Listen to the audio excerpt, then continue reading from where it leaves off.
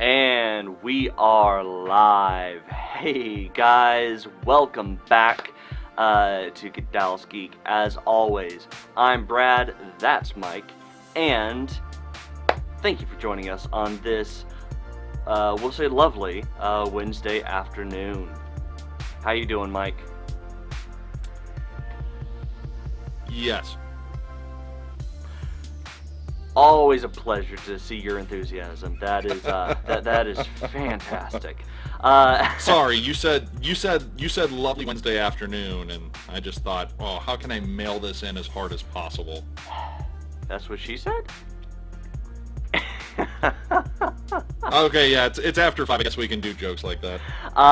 With that, guys, welcome back to Dallas Geek, or if this is your first time joining us, thank you. Don't know how you found us, but we are always glad you did. Do not forget, as always, if this is your first time watching, don't forget to go and like us over, like and follow over on Facebook, and of course, hit the little subscribe button down on YouTube. There should be something over on the corner of the screen. Where the hell did that come from? Magic. Apparently. And of course, definitely don't forget to like the video. That'll help us out with the algorithms and appease the Facebook and YouTube/Google overlords. So always wonderful. And of course, they're definitely overlords. That's for sure. Yeah, and of course, if you like our stuff but don't always have time for the videos, do not forget that you can always check out the audio of our interviews and live streams over on Apple Podcasts, Spotify, Google Podcast, iHeartRadio, and Stitcher, because of course you can. So, now that the necessary shilling is done, let's jump on into it. Mike, what are we talking about today? Just real quick, Brad, before we get into it, you ever just look in the mirror and just think, yes, you are beautiful? I swear, if you're fishing for some, like, deeply needed compliment today, Mike, you're a lovely man, and don't you ever forget that. I keep looking down and seeing myself in the camera, and I keep getting lost in my own eyes. Okay, Sisyphus, eyes up here, eyes up here. Sorry. So today, we are talking about something that we like to always do. We're making a list. Yeah, we are. Because news is really slow right now in the world. Well, at least in our world. Yeah, and we got to be able to keep that new segment of Does It Still Hold Up fresh, because, you know, it'll easily wear out its welcome if we don't. By the way, over on Facebook, we do have, real fast, Cody and Franco jumping in to say hi. Hello. So, and Franco,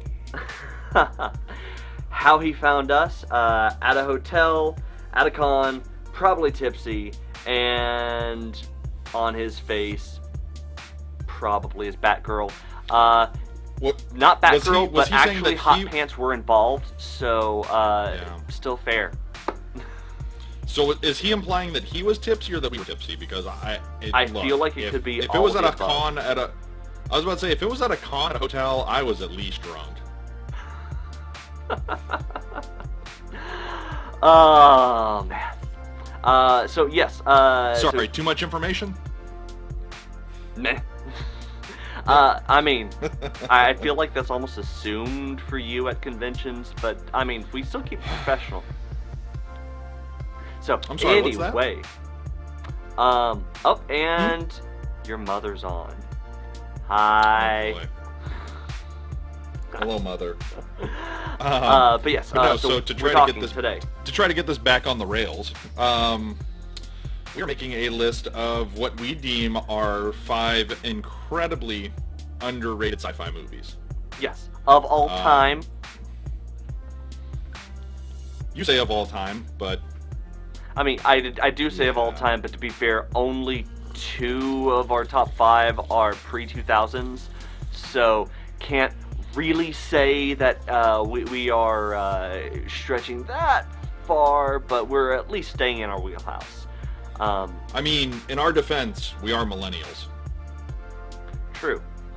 Very true. However, I will say I fought for Metropolis to be on this list because while it is considered a classic and absolutely fundamental for the genre of sci-fi, it is also a movie that if you asked about it today, most sci-fi fans probably wouldn't even know what you're talking about and would think that it is some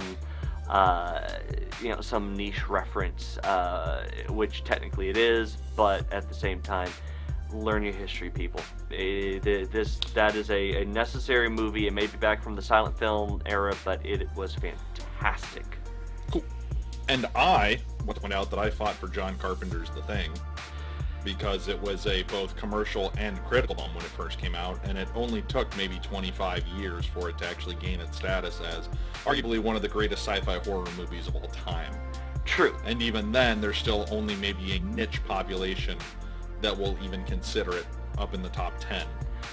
True, but to be fair, if we're going to be very even remotely legit about the whole underrated part of this, we're not going off of original box office and critical reception. We're going off of how it is received today, and if it is achieved enough of a cult status, it does not count as underrated, which means, unfortunately for all you browncoats out there, Serenity is not going to be on this list, because all you loyal nerds out there have definitely made that thing so well known that even if people have not watched it, everybody knows the name Firefly and Serenity, and that's because of you guys, but that's also now no longer the underdog. So yeah. And to disappoint good friend of the show Dave Zimmerman, as I was texting him earlier, no, there are no films by Chris Nolan, J.J. Abrams, Joss Whedon, Bryan Singer, or Sam Raimi. Yeah, because I don't think there's any way we could ever justify anything they've done as being legitimately underrated these days. So, yeah. Maybe The Prestige. Great movie. I mean, wasn't that Oscar nominated, though? Mm-mm.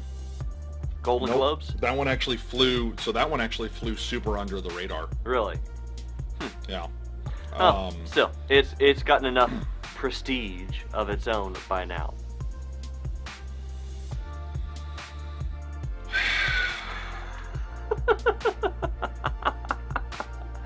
I mean, come on. This is Texas, Brad. We can open carry. Don't forget that. Okay, so yes, jumping on in, we are not going to be rating these movies from best to worst, worst to best, whatever. We are simply saying these are the general top 5 for us, and so do not assume that which order we do this in is going to be in any way, form, or fashion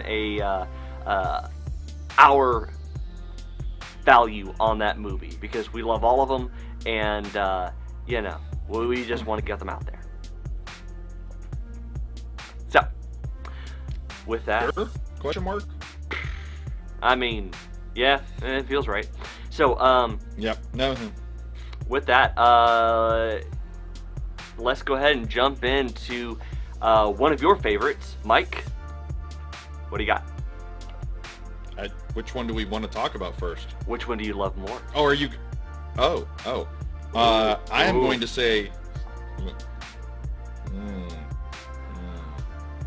I am going to say. I feel like our audio listeners are going to have some real mixed feelings about that sound. Or maybe they're going to have some really good feelings about that.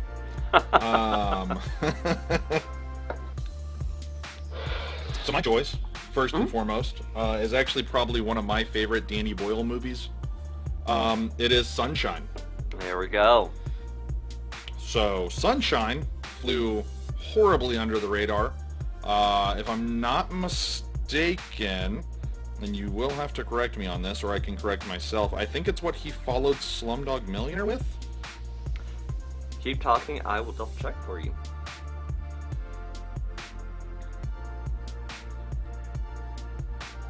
You can No, keep I'm sorry, talking. 2007, so it was actually pre-Slumdog Millionaire, so it's the movie that he did before Slumdog Millionaire. So Sunshine, essentially, unjustifiably so, it gets a lot of comparisons to the movie The Core. If anybody remembers that movie from the, God, that would have been early 2000s, like 2002, 2003, with Aaron Eckhart and Hilary Swank, where they got to go restart the Earth's core. By people that have never seen the movie. I can kind of see that comparison, but yeah, if you've actually seen the movie, while the premise seems similar, the execution is nowhere near. Yeah, so Sunshine is essentially the story of a team of astronauts that are going to try to restart the sun. They're the second group, and the first group, I can't remember how long ago. God, it's been forever since I've seen it, but basically the first crew went and they lost contact with them. So this new crew is being sent to try to restart the sun. Basically, there's been a couple years of essentially what has turned into a second ice age, because they determined that the sun is dying, and they're basically going to try to restart it. It sounds like a super hokey, like B-level cheesy, we're just gonna have these guys killed off one at a time by doing a bunch of stupid crap movie. Which, to be fair, the ending does kind of devolve into that formula a little bit. A little bit. I'll give you a little bit, but there is a super, super deep philosophical question. There's several that are raised during the point of the movie. Like, at what point is humanity playing God by essentially trying to stave off our own extinction? And like, at what point are we supposed to let science take over and natural selection take over? And it gets like, dude, this is one of those movies that kept me up for hours after I watched it, and I watched it at like 2 a.m. because I'm an idiot. Sure. But there's a lot of people that were in this movie, like, that went on. Like, Cillian Murphy was in this movie, Chris Evans is in this movie, Rose Byrne's in this movie. I think, who's the other big name that was in this one? You can take over at any point, Brad. Oh, no, I was actually just double checking something else. Mark Strong. There we go. Benedict Wong. Yeah, so like, this is all a cast of people that went on to do quite a bit, but it's, I mean, like I said, this was one of those kind of like, it could have been a super hokey, cheesy sci-fi B-level movie, and it ended up, like, it's a very deep, thought-provoking film of, like, at what point is our own mortality, like, at what point are we basically going against nature by trying to extend our own mortality? Sure. No, I mean, it's very deep. So I will say that I actually thought it was very interesting from the perspective of the concepts they brought in to kind of try to combat the long-term spaceflight issues and trying to come up with solutions in universe for how that would work, considering the amount of time it would actually take to jump on a spacecraft of any type from Earth to the Sun. Which, I mean, considering the fact that we are the third planet from the Sun, it's really easy to consider to think that, yeah, that wouldn't be that big of a deal, that wouldn't be that long of a trip, and yet in reality that would actually be very long and way more involved than you think. So the things that they brought in for, like, showing like virtual environments to try to rebalance people mentally and emotionally because of long periods of isolation, and just the different facilities that the ship would need in order to have a crew just survive for that long was really interesting. Yeah, one of the cool things that they do is they actually have a greenhouse set up on the ship so that way they can not only, like you said, they can replenish oxygen naturally. They can also grow their own food because it is an extended trip, but also kind of the being one with nature, kind of the calming effect of that as well. Sure. But that plays a big part into the plot. But like you said, it very much like it also tackles the human condition in terms of like when you're put in this position, like you actually see people break down and what we would assume would be a very real way, like people freaking out that like they're not coming home. Yeah. Like like very early on in the movie they get to a point where it's like, cool, so this is a one-way trip. Yeah. Now, I will say, if there was ever going to be an even remotely decent comparison for this movie, it would actually either be Pandorum or actually one of the other movies that is going to come up on our list, because they, in plot and execution, are much closer to what you get with Sunshine than The Core or any other of those like early 2000s sci-fi offerings. So, are you possibly talking about maybe Paul W.S. Anderson's only good movie?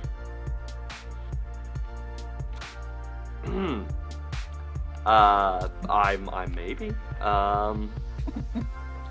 And what movie might that be? This is actually pre-2000s. So what movie are we talking about, Mike? Yeah, geez, like I looked at that and I didn't even realize that this movie was that old. I was like, son of a bitch. Although to be fair, I guess you just want to go... the special effects do actually hold up pretty well considering this was. They actually do. Yeah, like the special effects actually hold up very well. So I guess this is the next film we want to go into. Yep, let's go for it. Event Horizon. Nice. Another cult classic. I'll let you take the lead on this one since I spoke. So, yes, Event Horizon is a movie that I would say it's a movie that's very difficult to explain in a way that, if you haven't seen the movie, doesn't just sound truly psychotic. So you have a crew on a ship that is, through a series of events, without trying to go into too many spoilers on this one, end up finding themselves face to face with a tear in reality that essentially opens up into either literal hell or a hell dimension that ends up just completely psychologically tearing apart everybody on the ship. Yeah. And I mean, you are getting some amazing performances out of Lawrence Fishburne, Sam Neill, Jolie Richardson, Richard T. Jones, Jason Isaacs, and Sean Pertwee, and of course Kathleen Quinlan. You have some just really, really great stuff that you get from this movie that, yes, does kind of start to lose its edge a bit towards the end. The director's cut does actually give a little bit more of that back so that you have a bit more context if you only ever saw the theatrical cut. Seriously, if you've never seen it before, go for director's cut instead. It will be a much more complete experience. Even though by the end you do get to see some just very out there performances. For better or worse, it all works out to just be a very different kind of experience. And I will say, personally, I think this may be one of my favorite performances from Sam Neill. Even though I know a lot of people will argue with me on that one, I genuinely enjoy what he gives with this. It is fantastic for many reasons. Yeah, I think that I guess the best way that I can say this is that this is the slow descent into madness. Yes. Like, this movie it's pretty effed up, man. Like, there's some stuff that they tackle some really tough stuff. They subject the characters to a lot of awful things, because like you said, it is essentially like them coming to grips with their closest and darkest fears. Yeah. But I mean, and then, like, the movie doesn't pull any punches. It very much, and it does kind of fall into that trope of like, oh, ship goes missing, we found it. Yeah. Let's go investigate it. There's definitely a part. No? There's definitely a part at the beginning, like beginning till just before halfway, that really does start to feel like it's trying to be Alien, but with its own flavor. The thing is, though, it's not. It really isn't. And if that's what your assumption is going into it, then you will get a very different experience by the end. And honestly, the thing that makes me really sad is this movie had so much potential. The book is, like, genuinely psychotic in the best possible ways. And if you watch the deleted scenes, even the stuff that was not allowed into the director's cut of this film, the directions and just how far down the rabbit hole they tried to take this movie, and just how truly dark they wanted it to go, the studio, even in the director's cut, wouldn't let them fully do. Because part of it would have had to be completely reshooting certain bits of it. Part of it would have required additional CGI budgets that at the time would have been considered a bit excessive. And part of it was just that if you wanted this to be accepted by the general movie-going audience back in '97, the movie that they were trying to make would never have been accepted. But if you, at least not to the extent they were trying to capture. If it were to be made today, however, in its complete, uncut, unadulterated version, I think audiences would love it, because there have been so many other movies that tried something like this, but were much less eloquent with it, that I think you could have gotten a fantastic movie if this came out today. Like, this would definitely be one that if we used it for our Would It Hold Up Today, or Would It Still Hold Up Today series, I would say categorically yes, and if it was allowed to have additions to it based on a modern update, it would be just revered as a piece of sci-fi art. Yeah, this could be definitely one of those films that you watch, and like you said, you know, with some of the things that some of the directors nowadays have done and put out, like Eli Roth's, like the Tarantinos, in terms of just the really out there psychological stuff that they've put out there, and just subject matter as well. Like, you could definitely view this film and think, man, this film was probably like a decade too early. Oh, easily. Yeah. But just to make sure we don't go too long on this, let's go ahead and jump on to our movie number 3, which of course we have to throw in one of my favorites, and one that, Mike, you have not actually seen, but I will continue to say is one of the best things that came out of the 80s, and that was The Last Starfighter. So, The Last Starfighter is... how do I explain this? If Star Wars and Tron had a baby, The Last Starfighter is what you'd get. Like it is. Well, let me just jump right into my car and go rent a copy from the local Blockbuster. Like, so. Can I say Blockbuster? Yeah, I mean, get sued for that? No, there's only one left, and Blockbuster Corporate doesn't exist, so there is no Blockbuster legal team to sue anybody over any of it. So at this point, I feel like the one last standing Blockbuster would only find this as free publicity. So yeah. So then let me ask, could we steal that name and use it for something else? Does somebody own the copyright for that name anymore? Probably, and I don't want to find out yet. Well, let's give it a few more years. Okay, fair. But yeah, so no, I would say, so the whole premise behind The Last Starfighter is, you had this arcade game that this kid, that, you know, just kind of out in the just kind of nowhere America, named Alex. He is just really into this arcade game called The Last Starfighter. He's obsessed with trying to get the top score. He loves it. It is a very 80s arcade game, very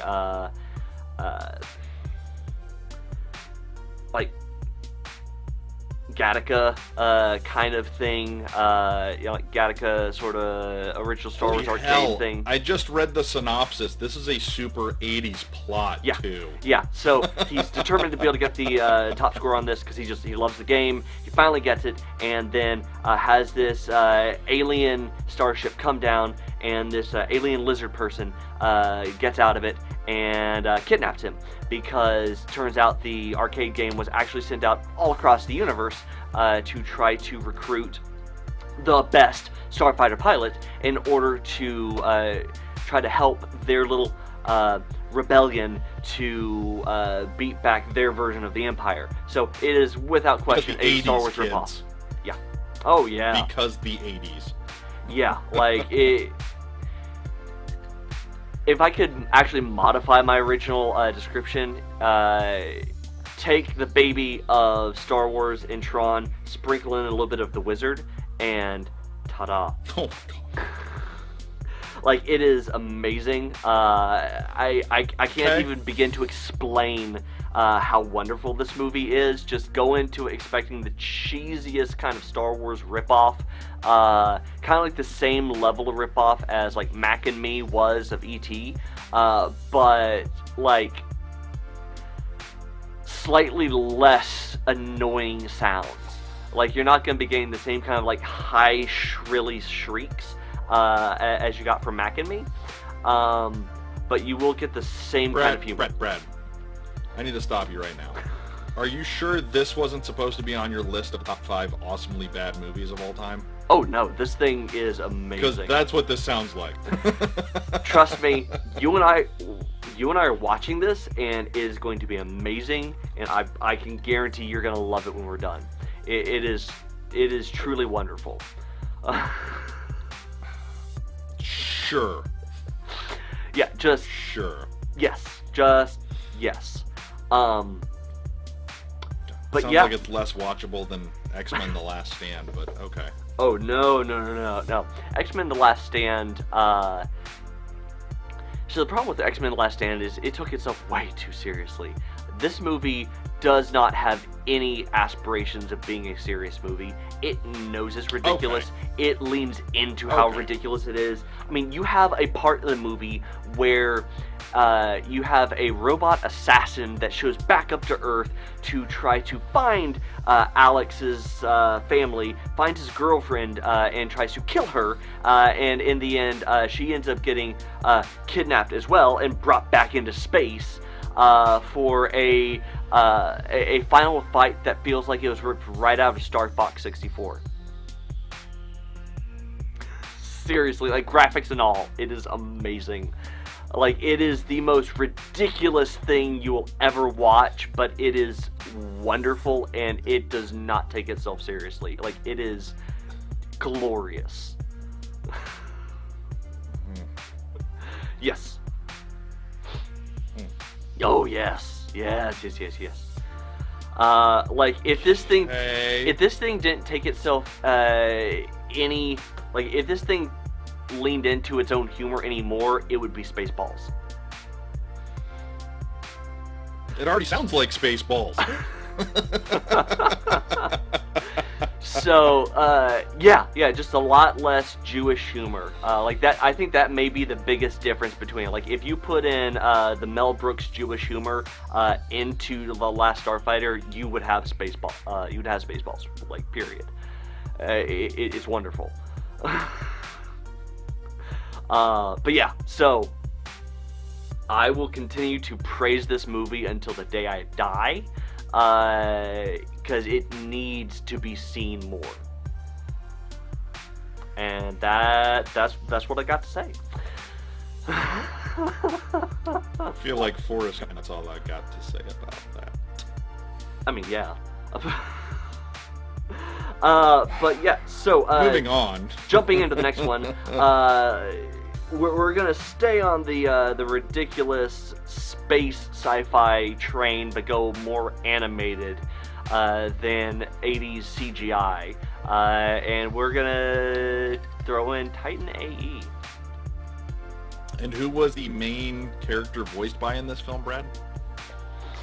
Ooh, that's a tough one. I believe it was. And you have to do the voice. So, I believe that this was a little known indie actor that I don't know if he's still working today, but I feel like he should really be recognized more than he is.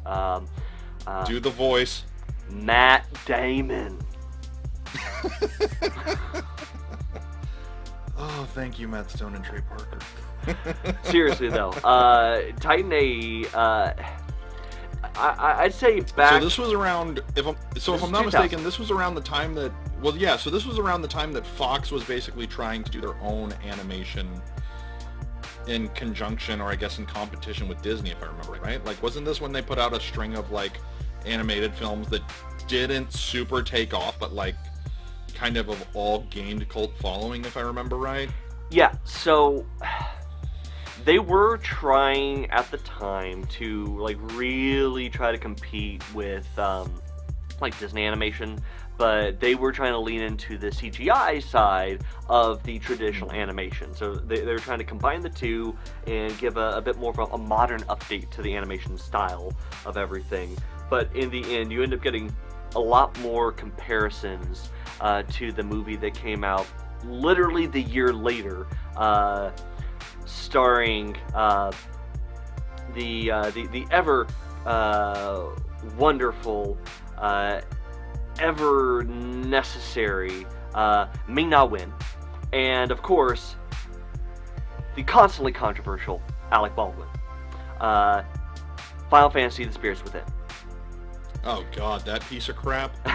And the thing is, though, both Titan AE and Final Fantasy: The Spirits Within kind of embodied a very similar space within at the time's version of modern animation, which was they both tried to take a hold of CGI and show where it was going and what it could be with a movie that they thought would be seen as forward, like just way looking forward into the future compared to what the competition was supposedly going to be having, and they thought it would be seen as genius, when in the end both of them kind of got hit with the same problems.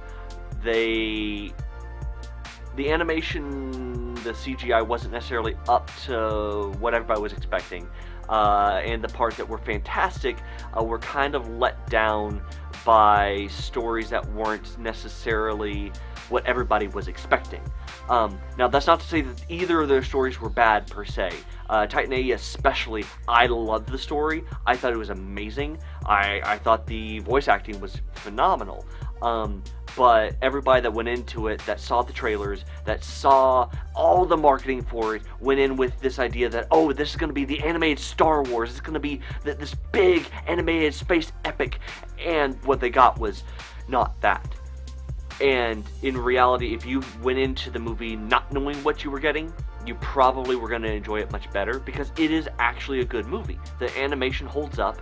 It is a very unique concept, a unique blend of animation styles that even today still has a very specific place that it belongs in animation history, and I think it's fantastic. But at the same time, the studio didn't know how to market it, so it was let down by the studio. Honestly, that is why it's still looked back on as not great, because it's still, I feel like it's still kind of bogged down by the misplaced marketing at the time that nobody wants to let go of.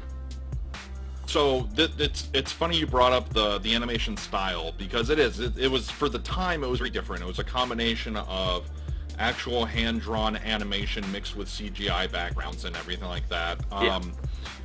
The other film that this studio did was Anastasia, yeah. And it's super apparent in that the animation style that they were going for. Well, like, remember it sticks out even who was more the in director? That. So it was. Who was the director for Titan AE? For which one? Titan AE. What do we got?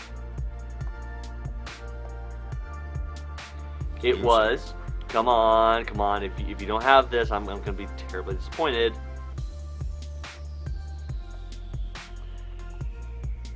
The ever wonderful, ever epic in the realm of animation. Same director as Anastasia.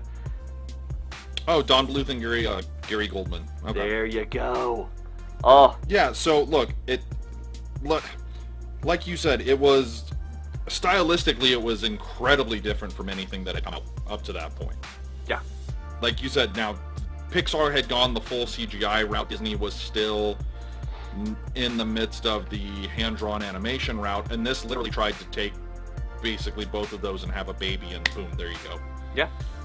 With Don Bluth's particular aesthetics. Yes. Now, the story was great. Yeah.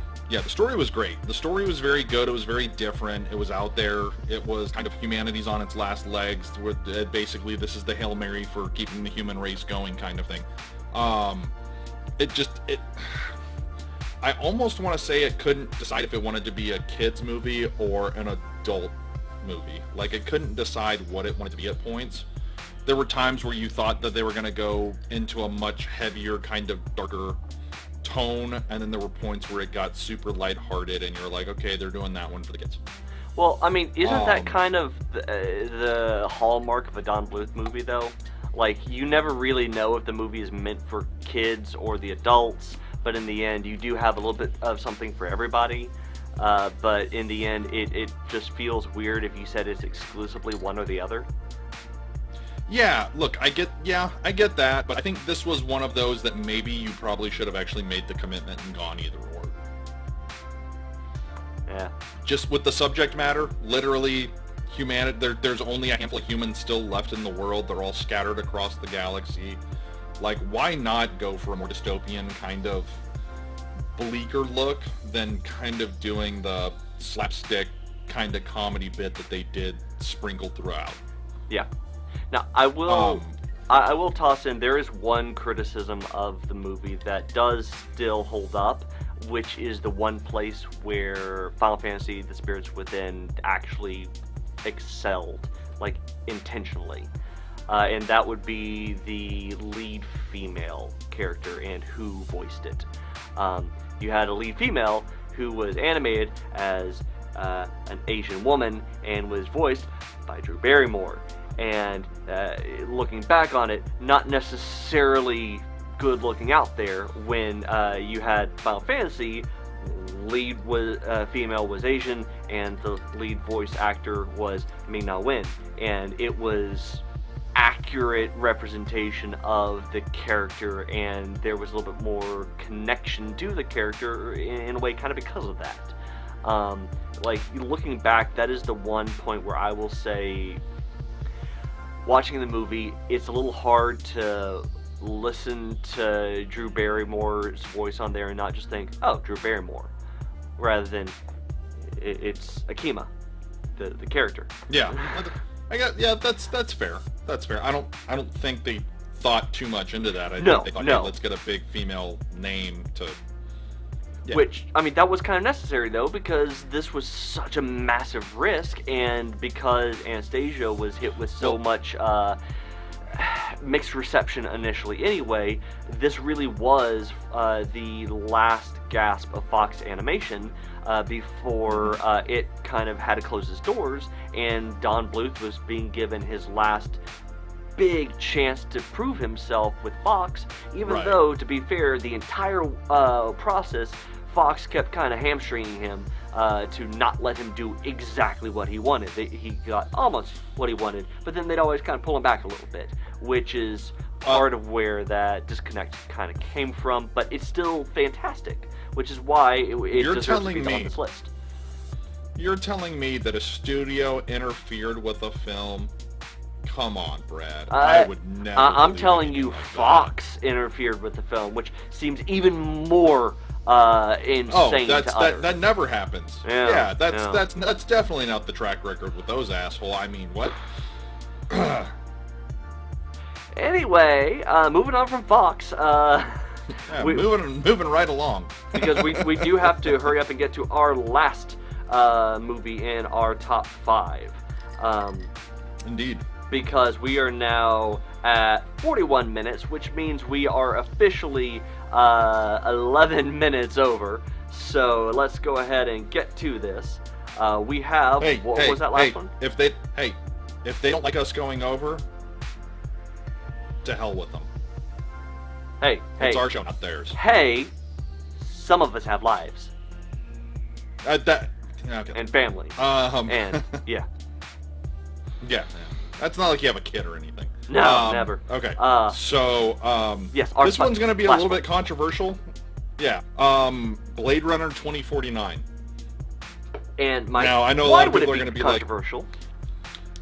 Because it bombed hard at the box office. Hard. Oh, wait, hang on. Here's the mic. Okay. So, to give you guys an idea, this is a film that, I mean, a lot of people wanted a sequel to for a long time. There were a lot of people, after the masterpiece that was Ridley Scott's Blade Runner, there was rumblings for years of going back to the universe and doing something, whether it not be a direct sequel, if maybe we have another film set in the universe where it doesn't cover Deckard, it covers maybe other characters, or if we just get entirely new characters. But I mean, this was a true direct sequel. It jumped ahead 25 years, if I'm not mistaken, just like the time jump from the original film to now. Yep. And holy hell did it underperform at the box office. Yeah. Which is a shame, because it is an absolute masterpiece. Yeah, I mean, you already, even though this movie definitely leaned into certain cyberpunk aesthetics that already existed before the movie, since this movie came out back in 2017, you can already see the influences, at least with the aesthetic contributions, pretty clearly with other sci-fi content that has come out since. Like, it is already, the influence of it has already been well felt, because it took the like neon hyper I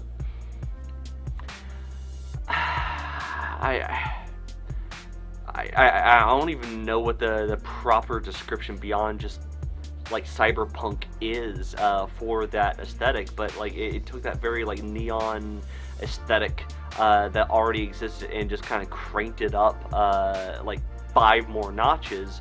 And since the first trailer for this came out, you've been seeing more and more of the cyberpunk genre starting to lean into that extra neon saturation, that extra feel that you got from this movie.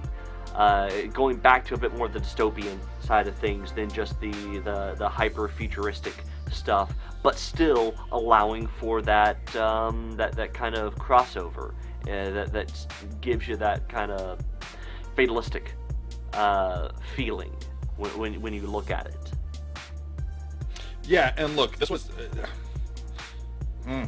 there was a lot that went into this film. Ridley Scott was originally supposed to come back and direct, then he stepped down. Then he was going to completely leave the project, then he stayed on as an executive producer. They brought in the fantastic Denis Villeneuve, who came in and did it, who was just coming off of Arrival, if I'm not mistaken, which Arrival could actually be on this same list of top 5 underrated sci-fi movies because it's fantastic. True, but award winners don't count. Oh, it didn't win. It was nominated. Didn't it? Seriously? Yeah. Amy Adams didn't win on that one. I don't think she did. I'll look it up. You keep talking. Yeah. So this was, like I said, this was such a perfect storm of stuff happening. I don't necessarily remember the marketing campaign for this being super big. No. Like it was kind of one of those.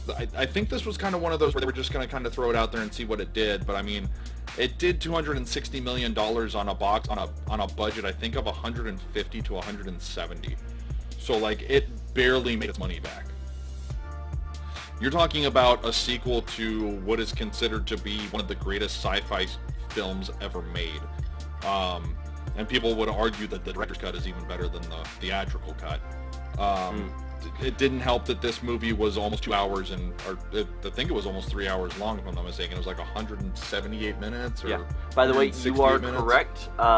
It did not win the big Oscars or Golden Globes, but it did win sound editing for the right. Oscars. So I mean, there's I know he was nominated for it, and I know it was nominated for Best Picture. Yeah. But yeah, you are right, and Blade Runner came in at 2 hours and 44 minutes.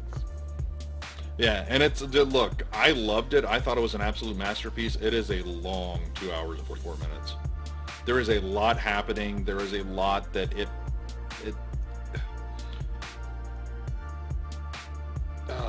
how do I best... For fans of really in-depth sci-fi that really make you question kind of the world and the society that you're in. You mean fans of the original? Yes. Yeah. Yeah.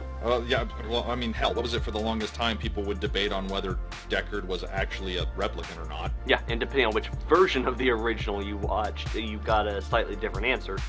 Which, I mean, right. How many versions of the original were there? Like 6, 7? God, that sounds right. I don't know if it was actually that much, but that sure feels right. I know there was the theatrical run. I know there was the director's cut. I think there was an ultimate director's cut, or the ultimate cut, I think is what they called it. But yeah, look, you're talking about a sequel to a film that is often considered like one of the best of the entire genre. And like, I gotta say, dude, this 7 different cuts. Okay. Yeah, look, I gotta say, man, they picked the right director to do it. Like, the script was great. For what they were... Look, this film should have been a major box office success. It should have. Like, this film should have been much bigger than it was. Now, granted, the original Blade Runner didn't exactly sweep the box office either, but it developed over time. That's what I was going to ask. Yeah. Like, that's what I was going to ask. If I remember correctly, Blade Runner, didn't it, like, originally when it ran, way underperform at the box office? Yeah. Yeah, no, it did not, So, yeah, no, when it came out, it was, here we go.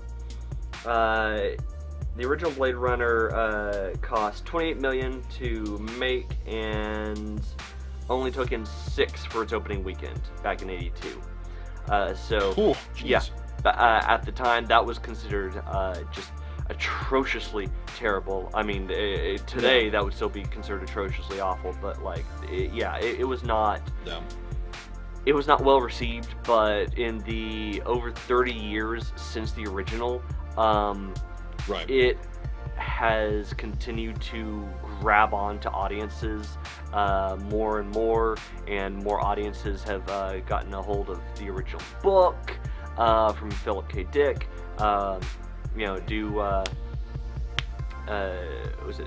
Do Robots Dream of Electric Sheep, and you have just so much more that's continued to latch onto it, so many more movies that have continued to be inspired by or reference the original, that it just grew into something massive that suddenly you had audiences demanding that we needed a sequel for, even though in terms of the literary inspiration, there is not supposed to be a sequel. Like, that was never the intent. It was supposed to be a cut and dry story that left it intentionally open-ended for you to kind of look at and go, well, hell, what did it mean? Yeah, look, and Denis Villeneuve has a lot of moral quandaries and moral conundrums up in his movies that kind of make you really think. Like, it's the same guy that did Sicario and Prisoners, which both are they're not exactly easy on the soul. That's one way to put it.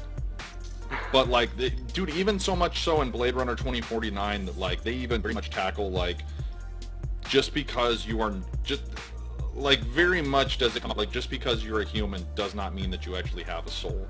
And that is something that they tackle a lot. Just like Kay, spoiler alert, who is Ryan Gosling, the main character, is a replicant. Yeah, well, they kind of addressed that fairly early on in the movie, though. Like, you don't know it going into it because the marketing never touched on it. But the movie, they touched that pretty quickly, so that you can get the idea of what the theme is, which is, diving into what is the definition of a person, a soul, or exactly. Yeah, the deeper meanings. They wanted to hit that from the start. Yeah. Yeah. And that's just it. Like, this is a very deep film too, and maybe it was just too deep for some people to grasp, or maybe it was just too deep for some people to, I guess, latch onto. But I mean, like, I feel like it's the kind of movie that, you're right. I think it's the kind of movie that you need time to process it, and maybe in 10 years, like maybe by the time 2027 comes around, after a good 10 years has passed, a much larger audience will have found it and learned to appreciate it and analyzed it enough that it will be more easily receptive by a general audience, because a lot of the mental heavy lifting has already been done to kind of clear the way for a wider audience to take in. Yeah. Now, if humanity's still around by then, because the machine should be uprising here pretty quick. Well, even based off the Cameron timeline. Well, I mean, even if machines take over, YouTube will still be around. So there's still going to be some robotic YouTuber out there analyzing the hell out of this movie. Yeah, they're going to be running this bitch, that's for sure. Yeah, the fear of bots animating YouTube content will finally jump over to this side of the divide, and then we really will be made obsolete.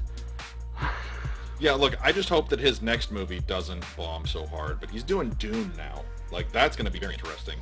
Honestly, that is one that I am super excited for, because I loved Dune, like the book series. I cannot get enough of them. I went through the original trilogy just so quickly. I loved it. I've gone back through it. Honestly, as much as the Fincher film was just all kinds of I'll still go back and rewatch it. I'll still go back and rewatch the miniseries. I'll even rewatch the sci-fi miniseries for Children of Dune, as just and I know that is not good at all, but it's got James McAvoy, and it has enough pieces in there that I'm like, it's Dune. What can I say? So, on that note, yeah. Hey, McAvoy. Just saying, McAvoy. Sure. Hey. All right, wrap it up. Anyway, yeah. But no, I'd say that's a pretty solid top 5 for us. But guys, as we said in our description, question of the day: if we did not touch on your favorite underrated sci-fi film, please tell us down in the comments below. What did we miss? We would love to be able to get your thoughts, your opinions, and if you have any movies that we haven't seen, we'd love to hear about them too, so we can go put them on our watch list right now. Which I do realize, looking at this, considering we've now hit the 55-minute mark, we really should have tossed in the question of the day earlier, but lessons learned. Wow, this episode is like Blade Runner 2049. Way longer than it needed to be, but damn it, we did it. I'm not going to say way longer than it needed to be, but way longer than probably most of people's attention spans allow them to sit and watch. Fair. We just as long as it should have been. You're welcome, America. But with that, guys, seriously, thank you all for joining us. If you've made it this far, wow, you are committed, and we love you for that. Gold star to you. Yeah, if you are a return viewer, even better, because that is commitment there, and I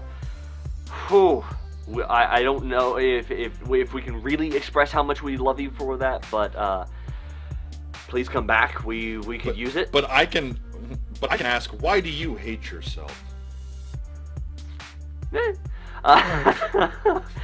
And if you are a new viewer, dang it, thank you. Don't forget to, once again, like and follow us over on Facebook, subscribe and like us over on YouTube, and of course, as always, if you like our stuff but don't necessarily have the time for our videos, you can get the audio of us over on Apple Podcasts, Spotify, Google Podcasts, Stitcher, and iHeartRadio. And of course, do not forget to please share us with your friends. We would love to get their thoughts on all this too. And as always, thank you for joining us, and don't forget to come back next time. But until then, I'm Brad, that's Mike, we've been Dallas Geek, and see ya.